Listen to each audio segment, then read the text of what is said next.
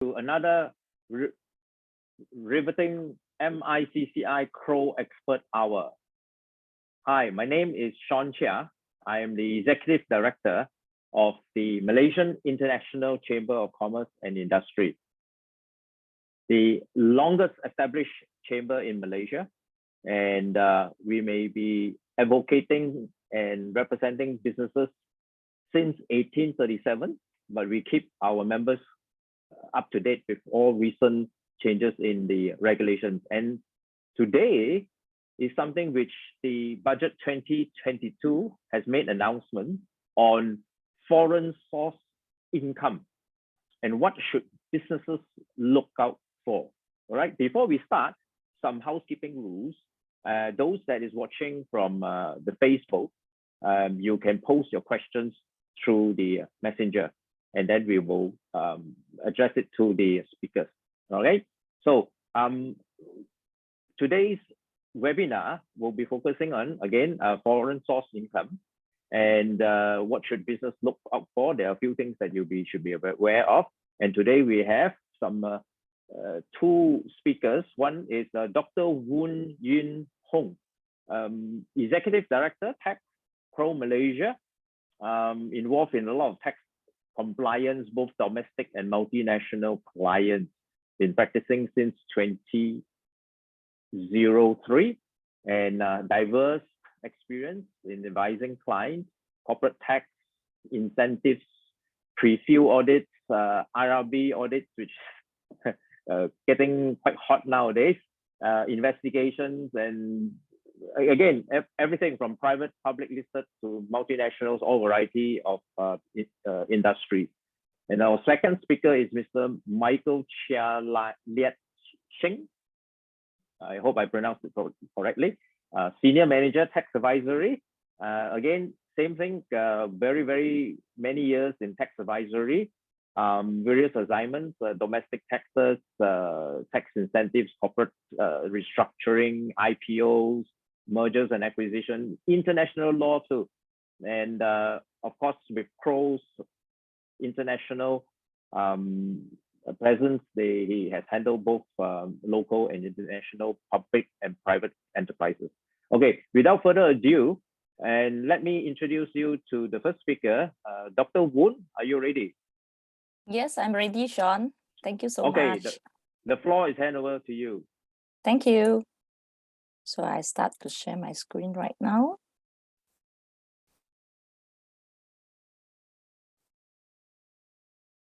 Good afternoon, ladies and gentlemen. It is our pleasure to share our knowledge on the taxability of a foreign source income today. This is the content of our presentation, and basically I will cover from the first topic up to the fourth topic, and number 5 up to number 7 will be covered by my colleague Michael later. So I move on to the development of the taxability of foreign source income. Just to give you an overview before we touch on about the details, what is the tax treatment of foreign source income from Malaysian tax perspective. Okay, during the pre-budget announcement for YA 2022 on 31st August 2021, not only the independent days, on the same day, our government also make a pre-budget announcement. There is nothing mentioned about the taxability of foreign source income. So everyone just focus on the special voluntary disclosure program for sales and service tax. Okay, but however, during the budget 2022 announcement on 29 October 2022, our Minister of Finance basically highlighted that there is some changes on paragraph 28 of Schedule 6 of the Income Tax Act 1967, okay, which I will share with you in details later.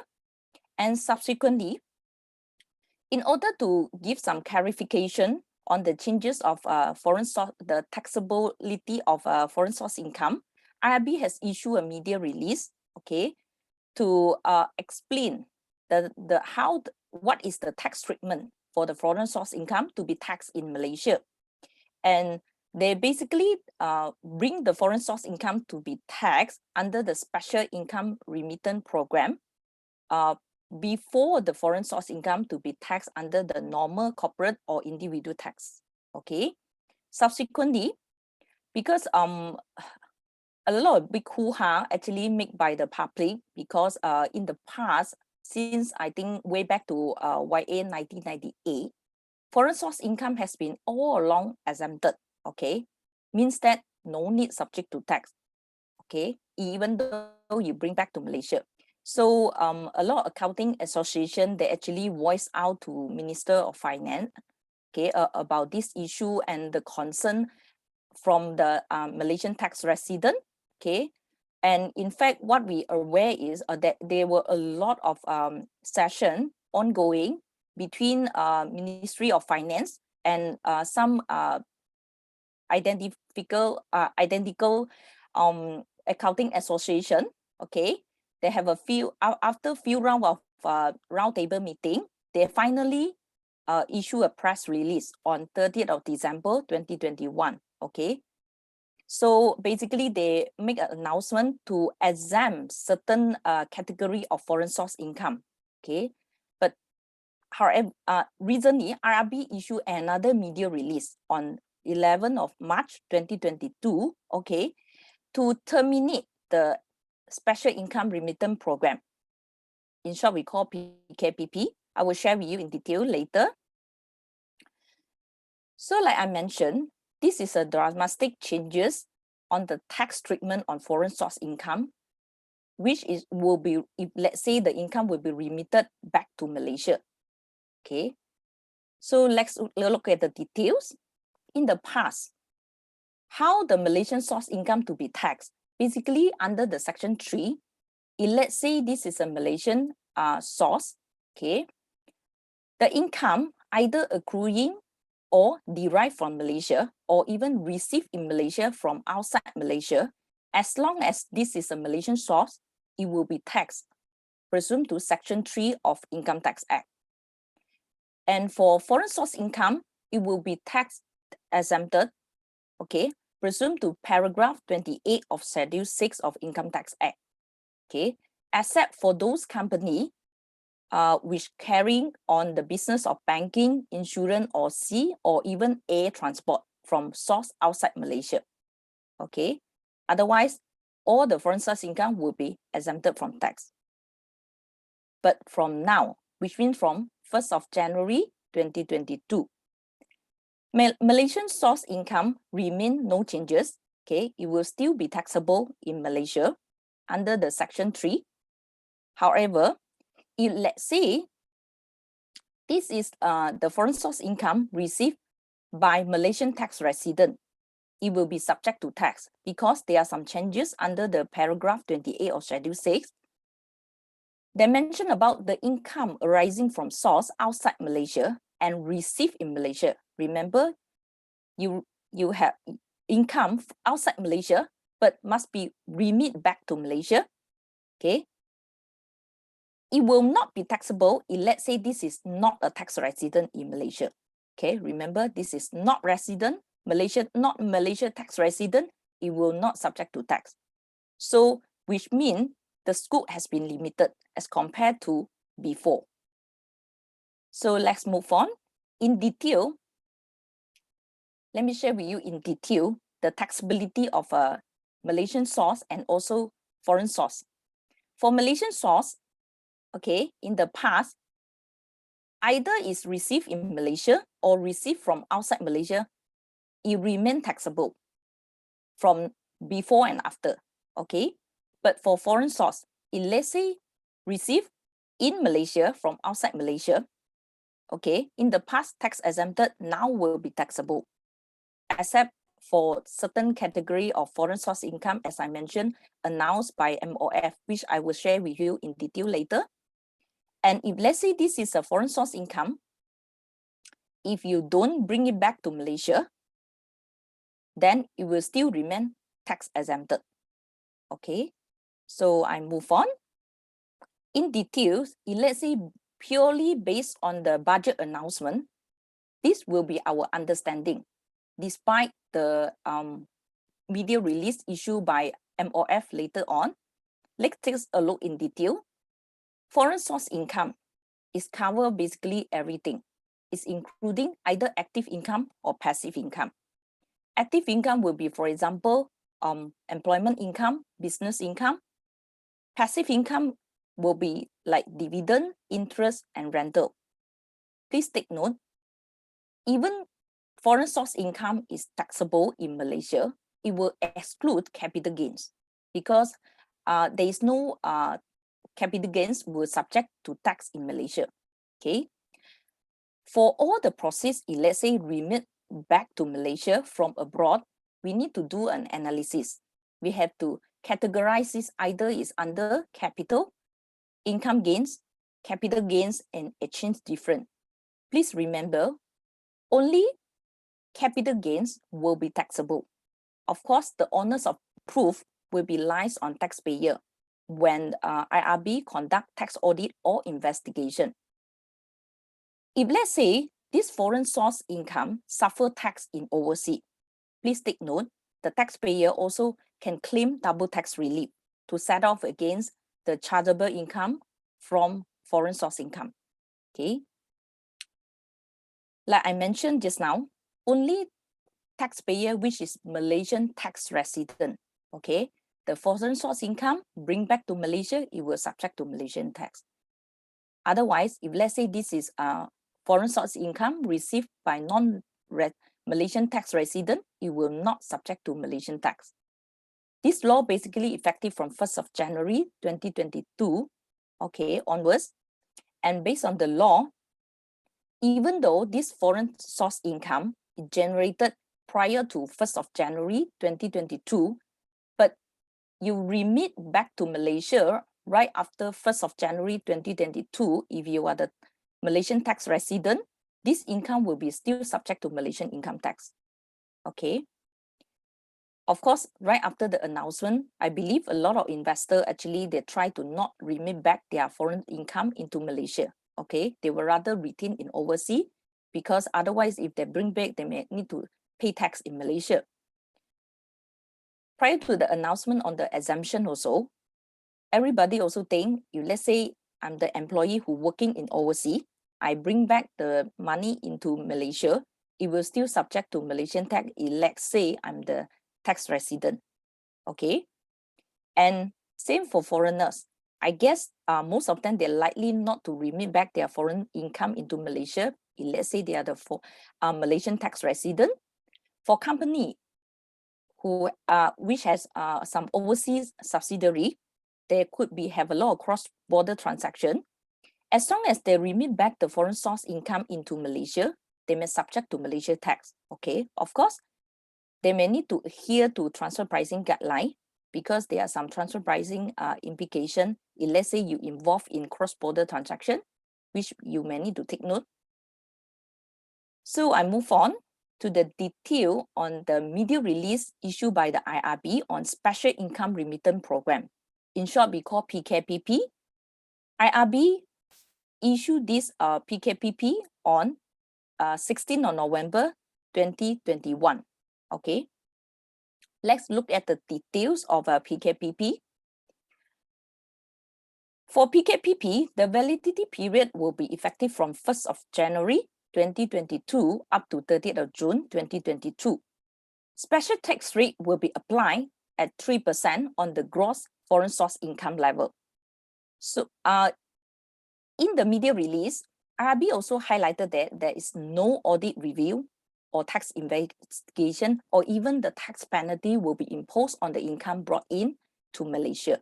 Okay, of course, the income must be brought in and limited into Malaysia within the PKPP period, which is from 1st Jan up to 30th of June 2022.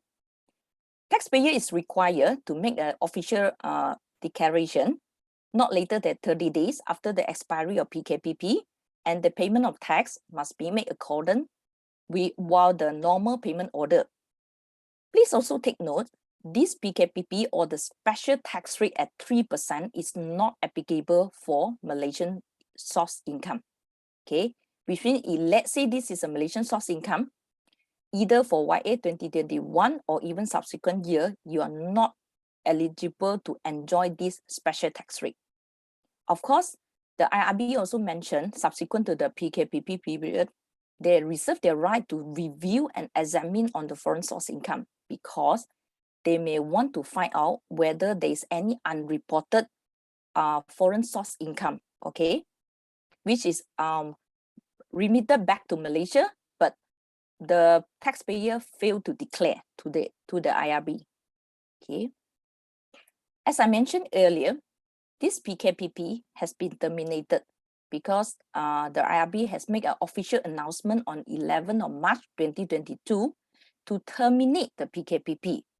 However, certain tax policy is still remain, like for example, the special tax rate of 3% on the gross foreign source income level will be remain and applicable for the foreign source income to be remitted back to Malaysia from 1st of Jan up to 30th of June 2022. Another condition is the income also must be brought back to Malaysia by 30th of June 2022, and the payment of tax will be made with the normal payment order. What they have removed? Let's look at this list. Okay, in the past, okay, they mentioned about there's no audit review, no tax investigation, okay, on the foreign source income declared by Malaysian tax resident during the 1st Jan up to 30th June. But by now, they already removed this paragraph, which means IRB have the right to conduct tax audit or investigation or even impose the penalty on the foreign source income if let's say they found any mistake done by the taxpayer, okay? And they also remove the paragraph which is they may conduct the audit review investigation subsequent to PKPP period, which means instead of later on, they only conduct the review, they can conduct the tax audit or investigation by now.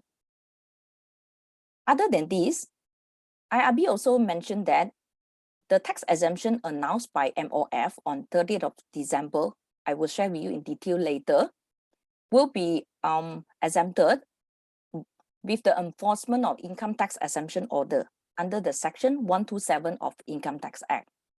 These are the changes, okay, for PKPP. So let's move on. Before I go into the details about the announcement made by Ministry of Finance, okay, we also need to take note on the different tax rate for foreign source income applicable for different period. Let's look at the differences. There's a new tax rate. Basically, they already included under the Income Tax Act under Schedule 1, Parts 20, okay. The 3% of special tax rate will be applicable from 1st January 2022 up to 30th of June 2022. So what happened next? After the transitional period, okay, let's say the Malaysian tax resident, they remit back the foreign source income into Malaysia from 1st of July 2022 onwards, they have to subject to prevailing tax rate, which means let's say for companies, they have to subject to the corporate tax rate at 17% or 24%, okay? For individual, it will subject to the skill rate up to maximum of 30%. Okay, so I move on. For the press release issued by Minister of Finance is basically exempt certain category of foreign source income. Okay, this press release is was issued by MOF on 30th of December 2021. So let's move into the details about this press release.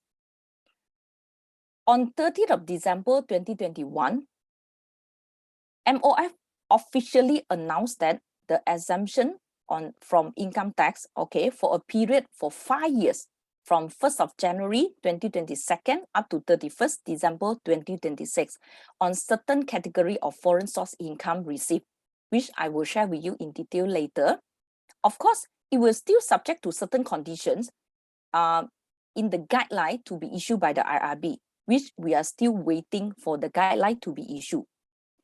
The first exemption is foreign dividend income received by either company or limited liability partnership, it will be exempted from tax, okay, for 5 years. 1st January 2022 up to 31st December 2026. Of course, the Gazette order has yet to be issued by MOF because this is only a press release announced by the MOF, okay? So in order to have enforcement, we still have to wait for the Gazette order to be issued. So we move on. Another exemption is any taxable foreign source income received by company, because particularly for YA 2022, okay, company which, if let's say they have a chargeable income more than 100 million, they will subject to a prosperity tax. What is prosperity tax? Basically, prosperity tax is a one-off tax, okay? It's a one-off tax imposed at the rate of 33% because our max corporate tax rate is 24%.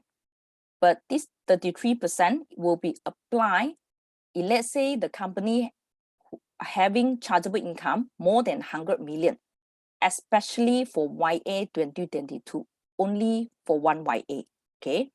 But for foreign source income, taxable foreign source income, to be more precise, it will excluded from the calculation of prosperity tax. And this exemption has been gazetted, okay? Let's move on to the Income Tax Exemption Order 2022, which exempted the foreign source income subject to prosperity tax. So what is included in the Gazette order?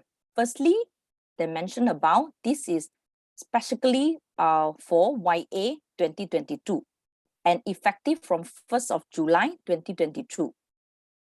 And only the portion of chargeable income, remember the chargeable income derived outside Malaysia and remitted into Malaysia, which means this is foreign source income, is no need to subject to Cukai Makmur, prosperity tax.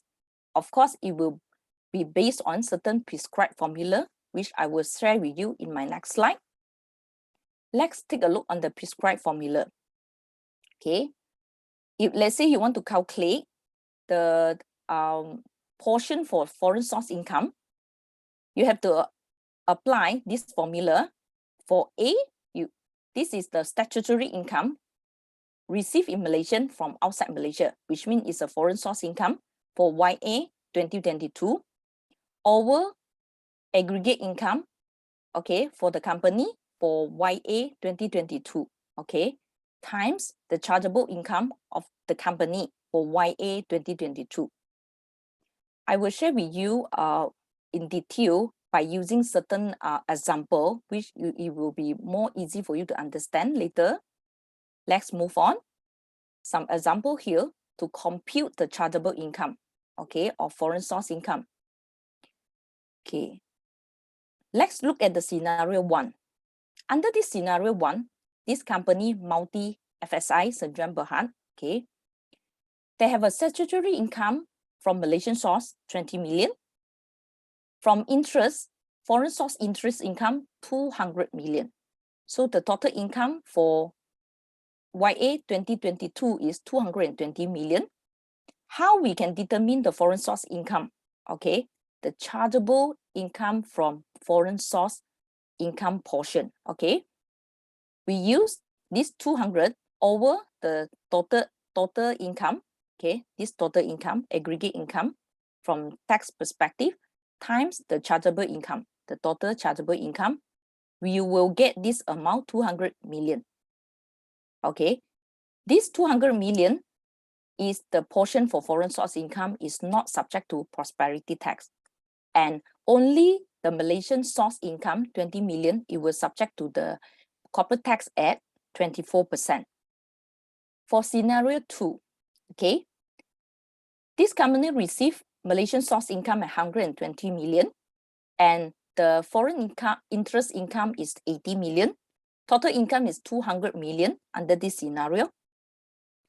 And based on the formula, 80 million, which means the foreign source income 80 million, it will be exempted from the calculation of prosperity tax. Only the 20 million from Malaysian source, it will subject to corporate tax at 24%. Okay, the remaining, the first 100 million, it will be taxed as 24%. Okay, any amount exceeded 100 million, it will subject to 33% of tax rate, which means this 20 million will be subject to tax at 33%. Okay, and under scenario 3 for this multi-FSI Sdn Bhd, what is the difference is, under this scenario, they receive an approved donation from approved institution. Okay, so the Malaysian source of 180 million plus the foreign interest income of 50 million altogether will be 230 million under this scenario. And the aggregate income, you have to minus the approved donation, which is limited to 10%, okay, of the aggregate income, which means you can get 220 million here. After that, you apply this prescribed formula, you will get 48 million for the portion of foreign source income. Okay, and the remaining for Malaysian source, it will subject to prosperity tax if let's say it's applicable. The first 100 million at 24%, remaining 72 million will be subject to 33% of prosperity tax.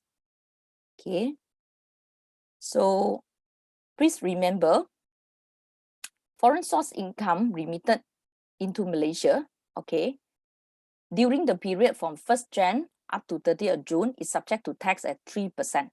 Okay, so this is only applicable right after 30th of June 2022.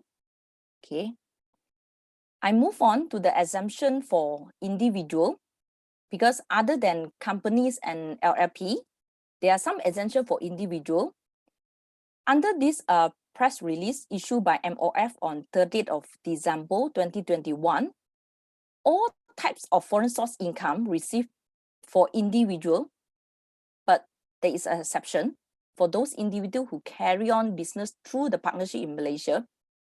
Okay, their income, basically, let's say this income received by the individual through the partnership in Malaysia, it will not able to enjoy this exemption. This exemption is only for those individuals that receive the money directly, okay, from 1st January 2022 up to 31st December 2026. Okay, so remember, let's say the individual receive the foreign source income through a partnership in Malaysia, they may not able to enjoy the exemption. I have done my presentation for today. From now, I will hand over the session to Michael. Michael, are you ready? Yes.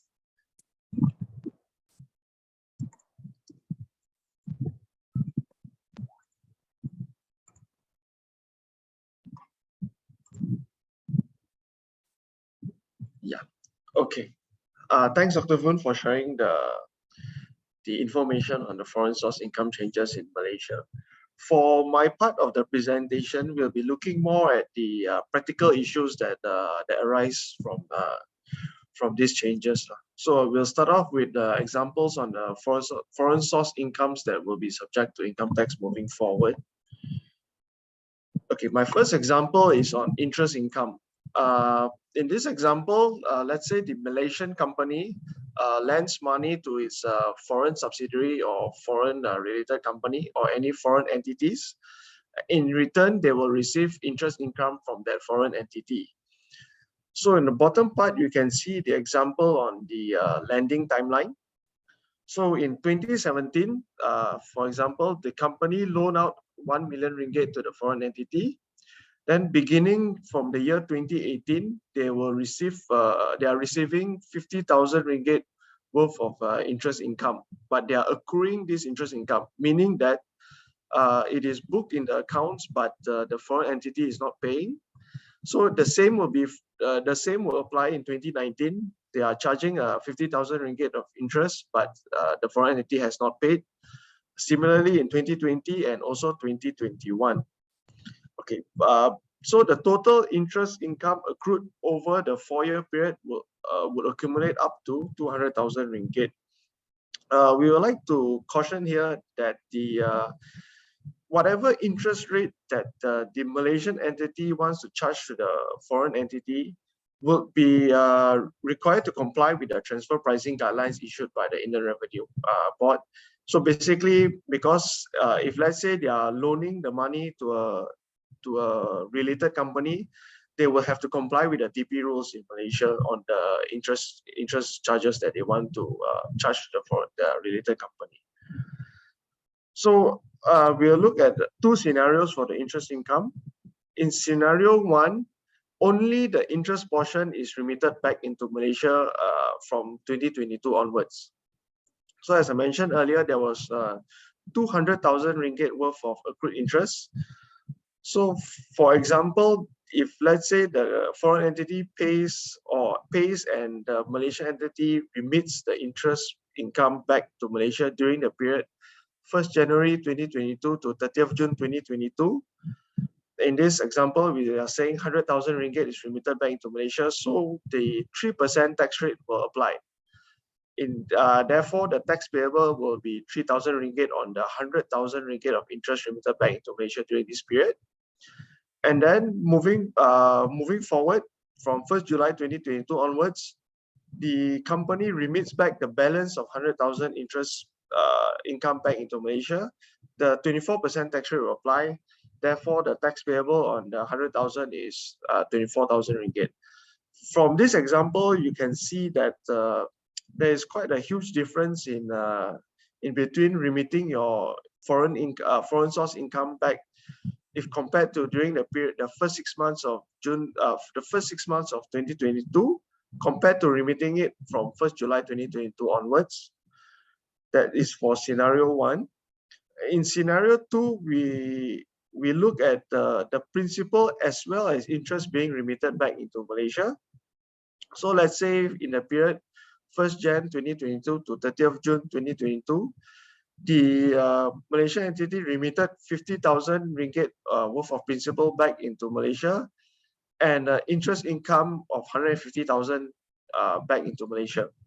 So in this case, as mentioned by Dr. Voon earlier, the principal amount will not be taxable because this is just a return of capital, but the interest income will be taxable. So in this case, the taxable portion will be the interest income remitted of 150,000 ringgit.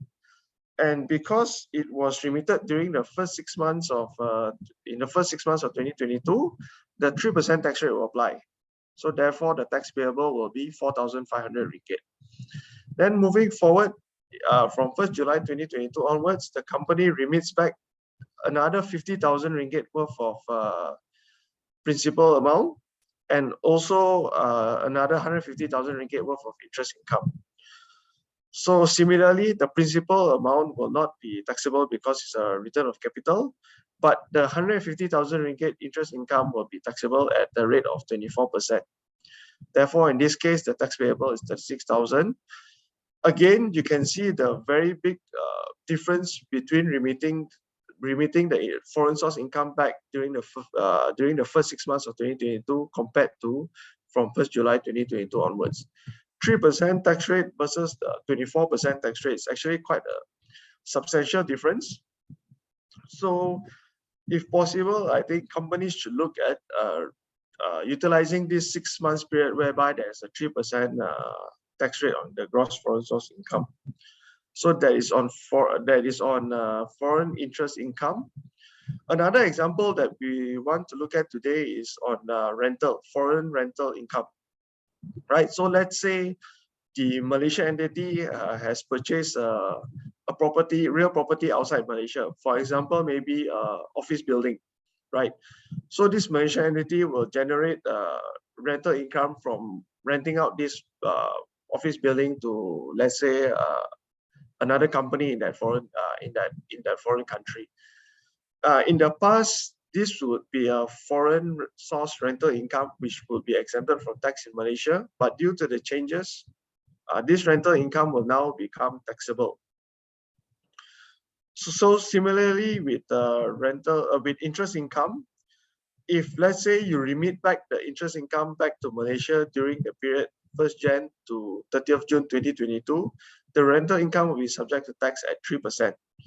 But if you only remit back the rental income from 1st July 2022 onwards, the prevailing tax rate will apply on the rental income remitted back into Malaysia.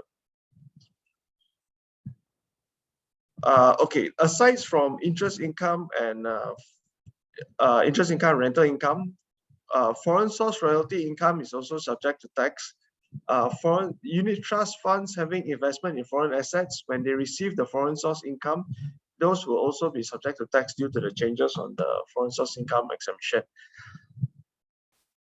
Those are the four types of foreign source income that are impacted by the changes to the foreign source income exemption.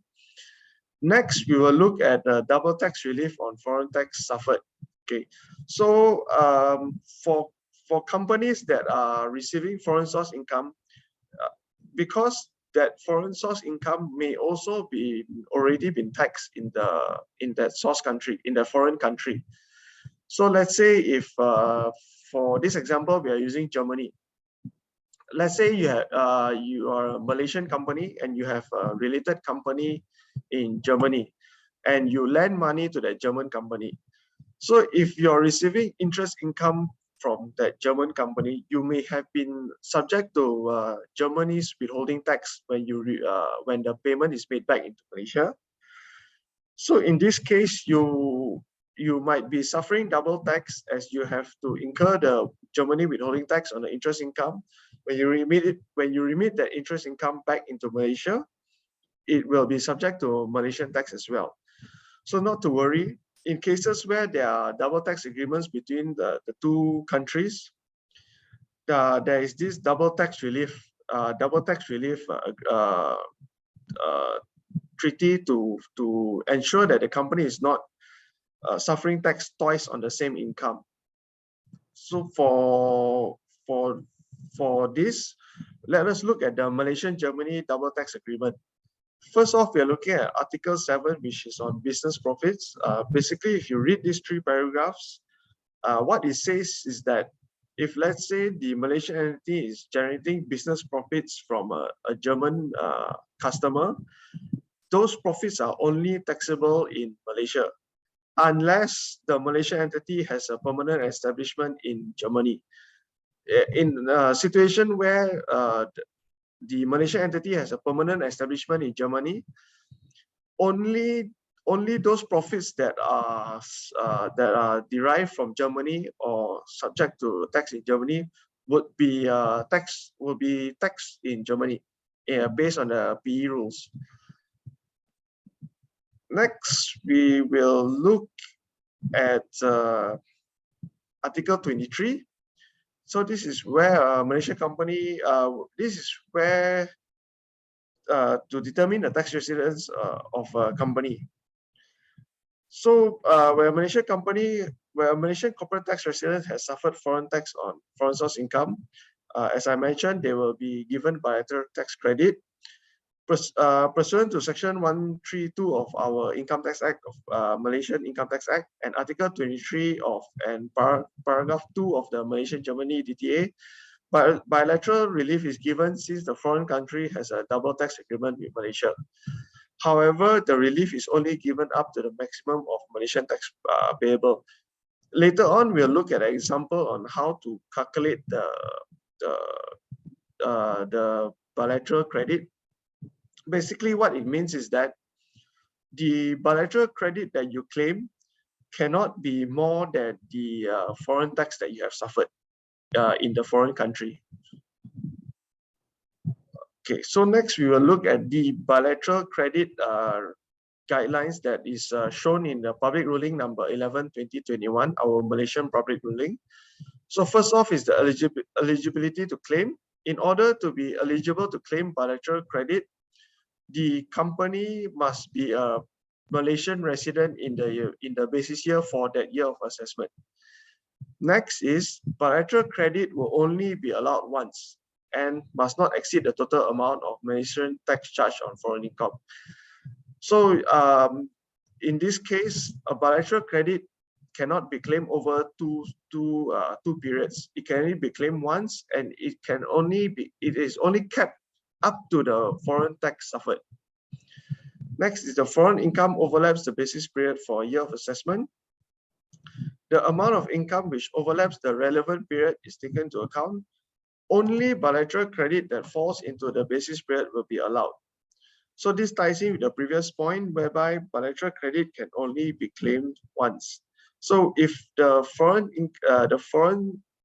tax falls into that basis period, that bilateral credit has to be claimed by the Malaysian entity in that year of assessment. Next is the next point to take note is the bilateral credit cannot exceed Malaysian tax payable on foreign income. This is like what I mentioned earlier. The bilateral credit will be kept to the Malaysian tax, the foreign source tax suffered on that income, or the Malaysian tax on that foreign source income. In order to properly explain, maybe we'll look at an example later. But basically, if let's say the Malaysian tax payable on the foreign source income is 100 ringgit, and the foreign tax that you have suffered on this foreign source income exceeds 100 ringgit, you will only be able to claim bilateral credit of 100 ringgit, capped at the Malaysian tax payable for that year of assessment on that foreign source income. Or in the other situation, if the Malaysian tax payable is more than the foreign tax suffered, if let's say the Malaysian tax payable on the foreign source income is 200 ringgit, but the foreign tax suffered is only 50 ringgit on that foreign source income, your bilateral credit will be capped at the 50 ringgit of the foreign tax suffered on that income. Okay, moving on, we'll look at the next criteria. Total bilateral credit must not exceed total Malaysian tax. This is what I have covered just now, what I've just covered. Next is the time limit to claim for relief. So bilateral credit for a year of assessment has to be claimed within 2 years after the end of the year of assessment. So what it means is that if you have suffered, let's say you have suffered the foreign tax in the year of assessment 2020, you have 2 YAs after that to claim the bilateral credit. If you fail to do so within that within the time period of 2 years after that year of assessment, you will not be able to claim the bilateral credit anymore on the foreign tax suffered. Okay, then the next point is election not to be given relief. So if let's say a person has decided not to claim bilateral credit, then they will not be able to claim bilateral credit anymore on the foreign tax that has been suffered by the company. So moving on, the next one will be bilateral credit is excessive or insufficient. Normal time bar rules is not applicable if bilateral credit claim for a year of assessment is excessive or insufficient. An application for relief or notice of appeal may be made, but not more than 2 years after such assessment or adjustment has been made. So basically, in Malaysia, we have a 5-year time bar period in order to revise your tax returns. So under bilateral credit, this time bar will not apply. If let's say a company has excessively claimed a bilateral credit, the Inland Revenue can go beyond the 5-year time bar period to revise or amend the company's tax assessment for the year of assessment to adjust back the bilateral credit to the appropriate amount. Okay, next we'll look at the 9th point, which is appeal against amount of credit. So let's say if a person is aggrieved by the Director General's decision, he may appeal to the Special Commissioners of Income Tax within 6 months. So let's say if the Inland Revenue Board has amended the assessment to adjust the amount of bilateral credit that is claimed by the company, but the company feels that what the IRB has adjusted is actually not correct, the company can make an appeal to the Special Commissioners of Income Tax within 60 months and put forth their appeal to adjust back the bilateral credit to the amount that they feel is appropriate. Then the 10th point will be amendment to the definition of foreign income. No bilateral credit was available for foreign source income prior to YA 2007. It is only beginning YA 2007 onwards that this bilateral credit thing was introduced in Malaysia. Excess credits, unutilized foreign tax credits cannot be carried forward to subsequent years of assessment. So as I mentioned earlier, if let's say the foreign tax suffered is in excess of the Malaysian tax suffered in Malaysian tax payable in Malaysia on that foreign source income, the excess of bilateral credits cannot be carried forward to subsequent years of assessment. Basically, if let's say the foreign tax suffered is more than the Malaysian tax payable on the foreign source income, any excess will be burned. You cannot utilize it anymore moving forward. Then finally, we have the computation of bilateral credit, which is based on a formula. Foreign income on the foreign statutory income divided by the total income of the company times with the Malaysian tax payable before bilateral credit, or foreign tax charge in respect of the foreign source income includes income derived from Malaysia and charged to foreign tax, whichever is lower. So here as I mentioned earlier, we will look at one example of bilateral credit claim. So we are looking at this example in order to make it clearer on how this bilateral credit claim works. So in this example, we have the company Multi FSI Sdn Bhd. So basically, this company in this year of assessment has statutory income from business in Malaysia of 100,000 ringgit, statutory income from interest, which is Malaysian source, 45,000 ringgit, statutory income from interest, foreign source of 25,000 ringgit. This totals up the company's total income for the year of assessment to 170,000 ringgit. On this 170,000 ringgit, the Malaysian tax payable at the 24% tax rate is 40,800 ringgit. The foreign tax suffered on the interest, the foreign source interest income at the 10% withholding tax is 2,500 ringgit. So basically it's the 25,000 ringgit foreign source interest income. But if let's say they suffer 10% withholding tax in the foreign country, it comes out to 2,500 ringgit, which is being the foreign tax suffered. So using the formula earlier, statutory foreign source income divided by total income times with Malaysian tax payable before bilateral credit. So here we have the statutory foreign source income is the 25,000 ringgit foreign source interest income divided by the total Malaysian tax payable, which is the total income 170,000 ringgit, times with the Malaysian tax payable at 24%, which is 40,800 ringgit. You come up to a bilateral credit of 6,000. But the foreign tax suffered in this case, which is the 10% withholding tax on the 25,000 ringgit foreign source income, is only 2,500 ringgit. So as mentioned earlier, it is whichever is lower between the formula or the foreign tax suffered. So in this case, the bilateral credit that the company is eligible to claim is the lower of the two, which is 2,500 ringgit.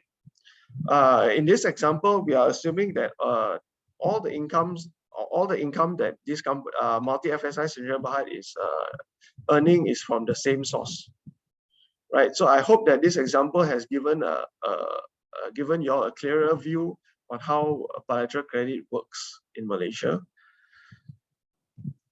Next, okay, so that wraps up the bilateral credit claim as well as the examples of foreign source income that is subject to tax in Malaysia. Next, we'll look at some action points that tax residents can look at due to the changes in this foreign source income exemption.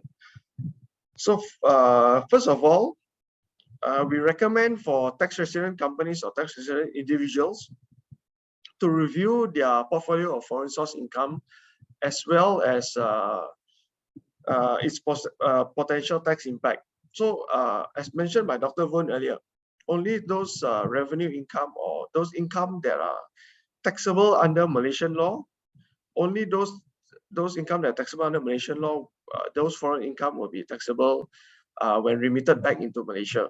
Those capital income, even though remitted back into Malaysia, it will not be taxable. So how, for this point, it is best for tax residents to review their foreign source income so that moving forward, they will know whether or not to know the tax impact. So they will want to consider whether to remit those foreign source income back into Malaysia, or whether or to just keep those foreign source income kept outside in bank accounts outside Malaysia. So what Crow can help you in this is that if you come to us, we can look at all your income sources. So firstly, we'll determine which incomes are foreign source income. Then next, we will determine whether those foreign source income are taxable or not, if they are remitted into Malaysia. Then thirdly and finally, we will quantify the potential tax impact for you. So this will give you will help you to determine whether or not first you want to maintain the structure to generate this foreign source income, and two, whether or not the company would like to remit the income back into Malaysia. Also, if you're considering to remit the income back into Malaysia, you want to consider whether you like to remit the income during the first 6 months of 2022 up to 30th June to enjoy the 3% tax rate on the gross foreign source income remitted back into Malaysia, or if let's say you remit it from 1st July 2022 onwards, then you will have to pay tax on the foreign source income remitted, which based on the 24% tax rate, which is the current prevailing tax rate. If moving forward the tax rate is increased, if let's say the tax rate is increased for effective 1st January 2023 onwards, then companies will have to consider that you're exposed to the foreign source income. If you remit it during that period of time, the prevailing tax rate may be higher, so you may have to suffer additional a higher tax payable on the foreign source income, right? And the second action point is, like I mentioned, you have companies can consider remitting the foreign source income during the 6 months transition period from 1st Jan 2022 to 30th June 2022, in order to enjoy the 3% tax rate on the gross foreign source income remitted back into Malaysia during this period, right? Next, the third action point is to review of the company's business and investment structure. So what is this review of the company's business and investment structure? So if let's say one example is, let's say if your company has foreign source royalty income, one thing companies can look at, or one thing we can help you to look at, is whether or not to retain this intellectual property that is generating this royalty income in Malaysia, or if you would like to consider moving it to one of your related companies outside Malaysia, whereby those countries' tax laws may not be taxing on foreign source income. Or in the case of foreign source rental income, if let's say you have a property in, for example, Singapore, and at the same time you have a company in Singapore, a related company in Singapore, whether to consider to transfer that property to the Singapore entity, so that the taxes that you suffer will be ring-fenced to the Singapore tax laws, instead of retaining it in Malaysia. If you retain the property held by a Malaysian entity, the Singapore property held by a Malaysian entity, you may suffer Singapore withholding tax. And when you remit it back into Malaysia, you also suffer Malaysian tax on that foreign source rental income. Of course, there are the bilateral credit implication, the bilateral credit rules in place to avoid double taxation. But as you know, Singapore's current tax rate is 17%. The Malaysian's prevailing tax rate is 24% for companies. So there are potentially some tax savings depending on the situation, because your bilateral credit is capped at the foreign source suffered, right? So potentially, if you make a comparison, that you may be suffering more tax in the structure whereby the Malaysian entity is holding the Singapore property. In the past, maybe yes, you are actually suffering less tax because, for example, if let's say the withholding tax is 10%, right, and Malaysian side, the foreign rental income is exempted from tax, so your net tax exposure is the 10% withholding tax rate. But moving forward, once this foreign source income exemption is removed, your net tax exposure might be the prevailing tax rate of 24% in Malaysia, right? So you can actually come to Crowe to approach us. We can actually help you to quantify all these tax exposures or potential tax implications based on your situation, for you to consider whether or not you would like to consider to restructure the property holding to potentially reduce the tax impact due to this foreign source exemption changes. So that's the third one. And finally, the fourth one, we can help you to review the group's intercompany loan structure, right? So because in the past, foreign source interest income is exempted from tax in Malaysia. So let's say, and in this case, you are looking at the left hand, right hand in the situation where the Malaysian company is lending money to a foreign entity.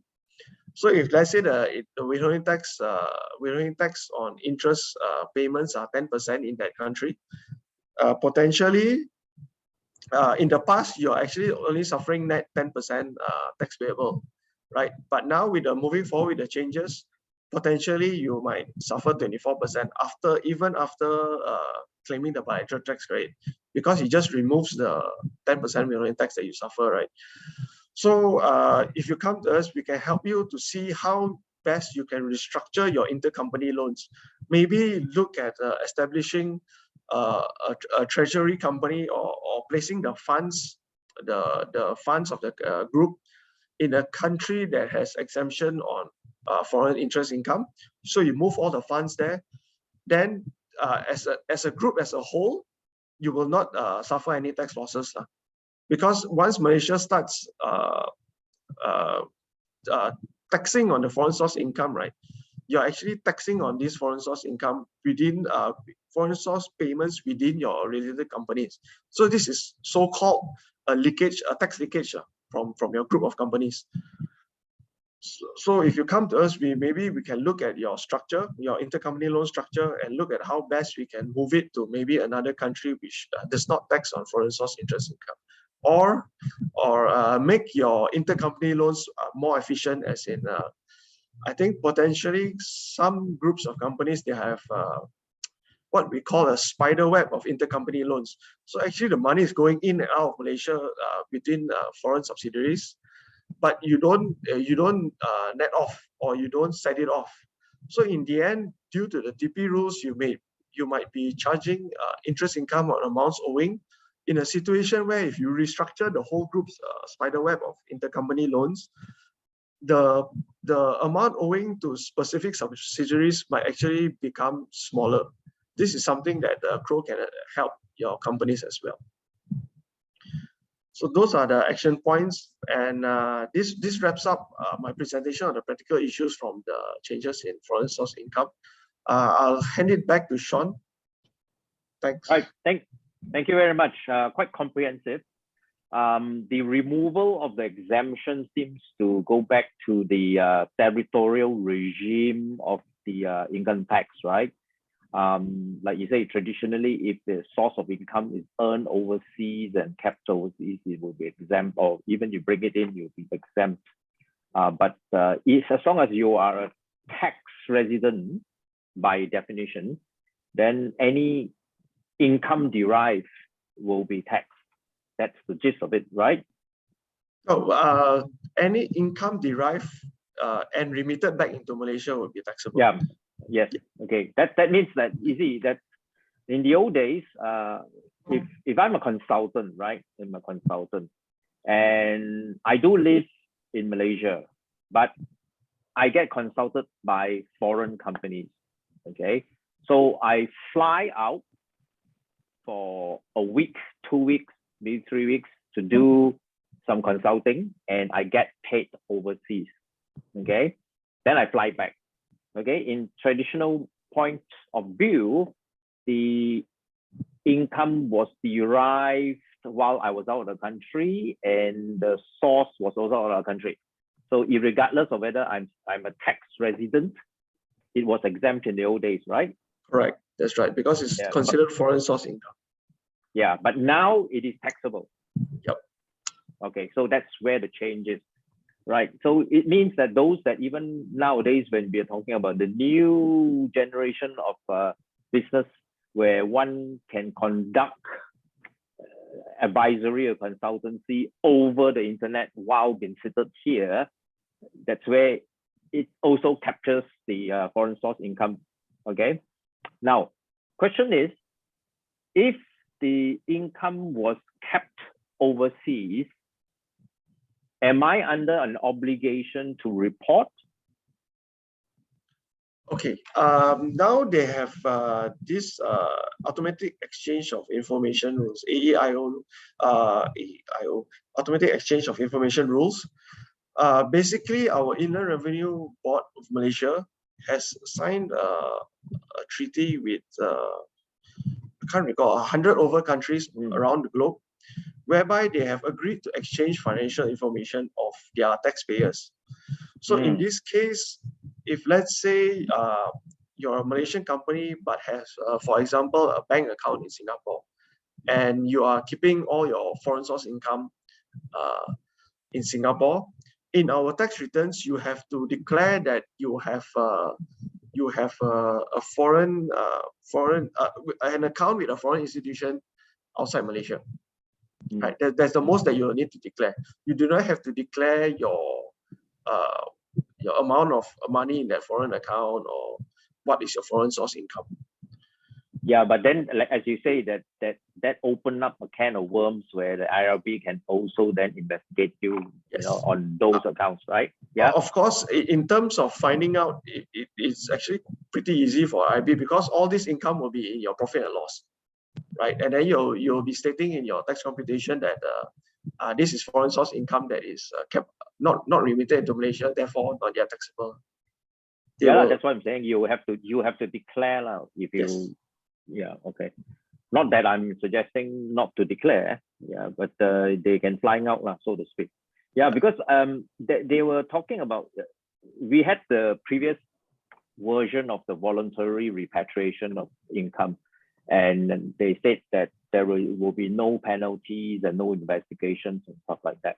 But what they forgot was that AMLA, the Anti-Money Laundering Act, still prevails, right? So Income Tax Act may give you the dispensation with the penalties and investigation, but the Anti-Money Laundering Act can still be applied to you. But then again, like what Dr. Woon has said, they have already removed that no penalty, no review clause already, so it doesn't make any difference anymore.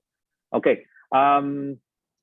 There's something which I want to go into, which could be slightly long, but let me read you something that came in by Ka Wing. Distribution of income from foreign unit trust. Okay, the said income is received is a called dividend income or interest income. That's the question, right? Is it a dividend income or an interest income?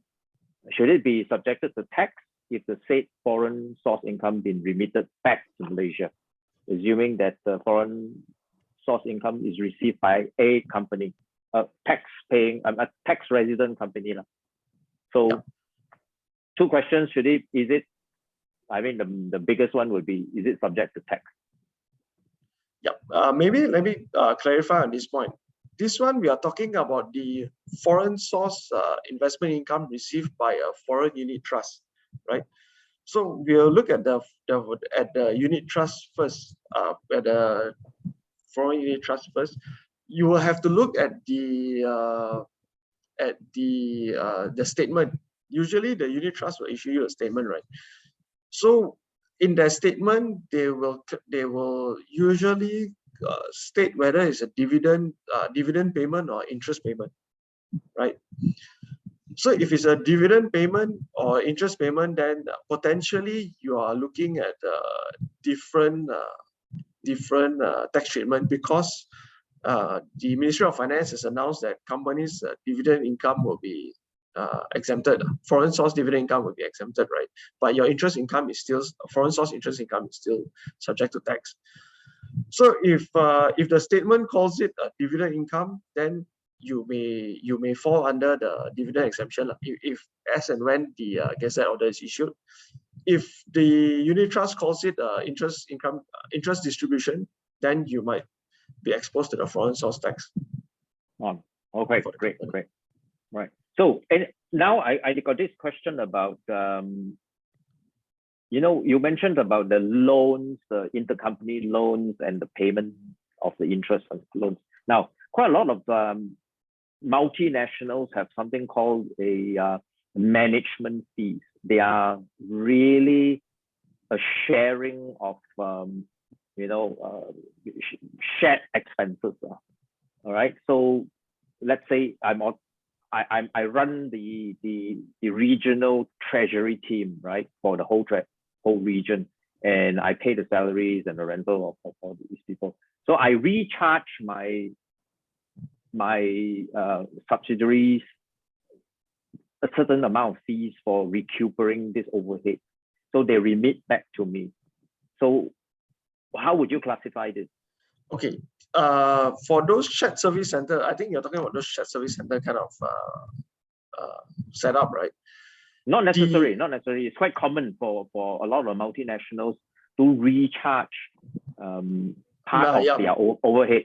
Management fees, let's say treasury services, or some have even has a finance team sitting in Malaysia, but serves everybody. Okay, the management fee itself, because that would be business income, that's actually income derived from Malaysia, because your team is sitting in Malaysia, right? So there's actually the management fee itself is Malaysia local source income. It's not foreign source income per se. Okay, all right. Even though it is just for recovery. Yeah, even though it's just for recovery, it is for recovery. Yes, but because the team is sitting in Malaysia, and it is a local source income for that Malaysian company where the team is sitting. It's their income. Okay, all right. It's not like I purchase air tickets on behalf of my boss who is from Singapore, and then no. I do a debit note, No, that one actually, if it's a back-to-back, you see, in that case, if it's a back-to-back, right, your income it's a reimbursement. It's a reimbursement, right? For reimbursement, if let's say the flight ticket is 100 ringgit, then you reimburse back 100 ringgit. You can knock off the expense against the income, so it's net zero. The taxable portion is usually only on the profit margin. Because if you're talking about management fees, you follow the TP rules. There's always a margin. It cannot be back-to-back for management fees. Reimbursement, yes, but the overhead cost, there will be a margin based on TP rules. Yeah, because the rules is gross income 3%. You don't net. Sorry, the gross, as I mentioned earlier, this management fee is local source, right? Yeah. So you tax based on the Malaysian local income tax law. Yeah, that's why even if it's a reimbursement, I may be subject to even the 3%. Okay. If it's a reimbursement, you can argue that. Wait, but if the reimbursement is done by a Malaysian company, right, based on due to the management fee included as reimbursement. No. For example, the Malaysian company paid for air tickets on behalf of the Singaporean boss. The boss sits in Singapore, so he flies in. So I need to recharge Singapore office for his flight. So it's an reimbursement. Okay. So this then I one, receive the money. this one you can argue that this is not an income for the company. It's purely a reimbursement. Should not be Okay. subject to should not be subject to tax. Okay.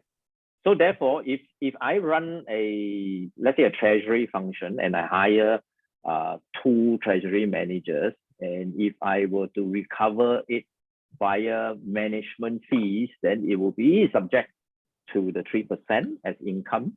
But if I were to say that the person that is sitting in my office in KL now actually works for Singapore, and therefore I recharge Singapore office for his salary, so would that then become a reimbursement? No, I believe in this situation, if this guy is this person's payroll is with a Malaysian company, and then but he's actually providing services to the Singapore company, your recharge rules cannot be back to back. He has to follow the TP rules to include a profit margin, right? Yeah, but the person would be paying payroll tax here already, right? Correct. So They'll it's be paying, post tax. yes. So that income is actually a local source income because he's sitting in Malaysia, sitting with a Malaysian company, providing services to a foreign entity. I assume that this would be the Malaysian company's business income. No, I mean, not really. I mean, it can be other income. It's just a recharge of the expenses of that person. You know, the thing is that it's like a double whammy, because the person who is sitting here would have paid payroll tax, right? For his salary, right? So tax is paid. Then when we recharge Singapore, we also pay tax on top of it for the foreign source income. In Singapore? No, You're talking Malaysia, because we are bringing it back from Singapore, but Singapore is refunding me for Okay, so the yeah, but you have to look at it separately. The company is one entity, the individual is one entity, right? So the company can be taxed on their income. Whatever salary you give to your staff, they'll be taxed at their personal level. Similarly to the current structure of a normal Malaysian entity, where we have employees, right? The company will claim the deduction on the salary, but they are taxed on their income. Then when the employee receives their salary, they will be taxed personally, personal tax. Yeah, good answer. It's a separate entity. Okay. Like you can't look at it too and then say it's Yeah, because the company also enjoyed the tax deduction on the payroll. That's why the income comes in. Yeah. All right. Okay. We don't seem to have any more questions, and I have already asked enough. Okay, divide from overseas. Yeah. Okay. All right. That seems to be it. We are already an hour, almost an hour and a half. Pretty good session. Really it has a lot of impact. I'm sure there's a lot of listeners here too that you know, they may have done businesses or do work overseas, and they kept money across overseas, and they might be bringing it back now. So that's something that most people will have to look at, right? Okay, but much of your sharing today is more towards the corporate side, who's actually having some structures about, you know, income coming back in, right? So you have to be wary of it. All right. Okay. So thank you very much for both of you. Last minute, any quick takeaways, Dr. Woon? For me, I think corporate side we already covered enough. Just for individual, I will advise most of the individual, even though the income they are going to bring back to Malaysia is tax exempted, as announced by MOF, but we will still advise the individual to prepare the capital statement prior to any tax audit or investigation, because once you bring back the money, because don't forget, right now the RRB already changed the rules. they have the right to access their bank account information without informing you. Yes, Even the yes. bank That's has also no a very right to scary inform. part. Yes. Yes, Yes, you are right. that's a And very in scary part, fact, we have some of the clients, they already started to do that to well prepare themselves before the IRB come after them. Because right now, even on hands, we also have a few high net worth clients, they are actually investigated by the IRB. So I think for most of the individual, they have to take note on this part. Okay. Michael? Yeah, I think the key takeaways, I think I'll cover the corporate side, right? So I think for companies moving forward, it's best for you all to review your foreign source income, right? Look at the potential tax implications of remitting. Look at the potential areas where you can restructure the loans or the property or whatever, restructure your foreign source income. And also think about whether if you're considering to just hold the money overseas, you have to actually look for long-term, how long you can actually hold the money overseas. I know because there's a lot of feedback going back to the government now on the issue of the fund remittance, right? Which actually Ministry of Finance has reconsidered due to the negative impact, I would say, of this foreign source income change, right? Where investors, if they stop bringing back money into Malaysia, it actually impacts our economy, right? So all these are one thing that you can look at. And finally, this FSI thing is constantly changing, right? As you can see from Dr. Wu's presentation earlier, there's like 3 or 4 changes up to date already in the span of since the announcement in November, like 5 months, right? Yeah. So I think moving forward, there might be several other changes that will be introduced by the Ministry of Finance or by Inland Revenue. So just keep a lookout for these updates. All right. Okay, thank you very much. And also one segment of people is the expatriates. They also sometimes have part income from headquarters paying them in an offshore account, etc. So it's something to take care to really look at too, right? Okay, so without any further questions, I would like to thank you all for joining the MICCI Crow Expert Hour. Just stay tuned for more exciting ones coming through. It is a challenging time while we are trying to recover from 2 years. The IRB are also quite active nowadays for sources of income, for recovery. Okay, right. Goodbye. See you next time round. Bye-bye. Right, Thank you, everyone. Thanks. Bye.